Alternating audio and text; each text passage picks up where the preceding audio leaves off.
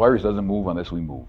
And more we do to restrict that movement, better it will be for the long haul for our community. There was two major decisions that were made yesterday, and this was after a lot of deliberation and looking at many facts and consulting with many people.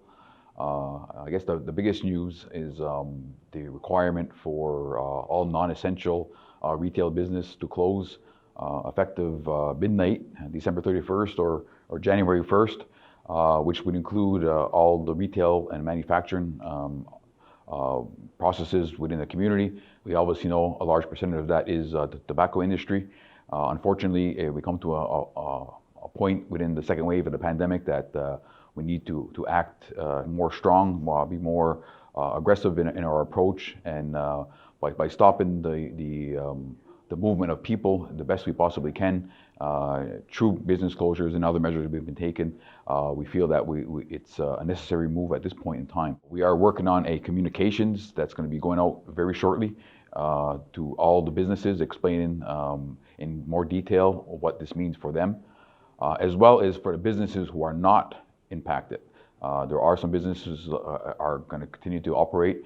After careful consideration, certain things like gyms was one that we decided, because of the amount of restrictions in place and the compliance that was there, that they could remain open. But more so because many people look at gyms as a way of therapy, stress relief, helping with their mental health and anxiety. So having a venue for them to work out and exercise, we felt was important. Also, same thing for therapeutic services and such. So those are also going to be allowed to remain operational. Construction industry, it's slow this time of year regardless, but that could continue. Well, all these things again are subject to ongoing evaluation. We're watching everything, as we always do, closely around us, but the situation dictated we had to take this step now. For other businesses, we hope we don't have to proceed on that path, but if need be, we'll have to look at further closures, unfortunately. But we're not at that point as we speak today. The goal of this action is to minimize people movement, because the other part of the decision made yesterday also included, after the holiday period, starting the 29th, is no more visitation allowed, back to household only. So basically only people who live in your home should be in your home. There also has been a memo, a note sent to all organizations in the community for them to reevaluate what is truly essential to their operations. As we've seen in the first wave in March and April, things came to pretty much a screeching halt in many areas. And then gradually throughout the months, it has increased in the type of work that was continuing in the community.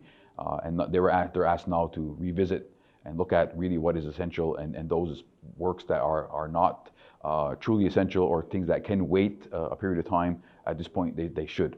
The spread of the virus is increasing. Like we said, there's more cases now than we've seen throughout the entire pandemic. And that's all due largely to people moving. It's definitely going to be for a 1 month period, starting basically, we're talking at the month of January. I believe Quebec, and we believe that Quebec is their shutdown, if you want to call it that, is too short. That you won't see the effects of a shutdown in that short period of time. So we felt it was important to go a little bit longer, for our community, and that will be evaluated throughout. At this point, I'm very hopeful that 1 month will be sufficient. I know I don't really want to see this go on longer, but again, it all depends on what is happening. If this is enough to break the trend in which we see happening, let's start rolling back some of the strict measures and allowing things to reopen on a gradual basis. So it's ongoing evaluation. Things could change. But I'm confident at this point that this 1 month pause would be effective and efficient enough, provided that people abide by the measures. We did confirm with Dewaduni Zakta, Neil McCumber, the new executive director, as well as Alexis Shackleton, the director at the Community-Based Services, who both run the Business Interruption Fund as well as the CERM, the Kahnawake Economic Relief Measures Fund for employees.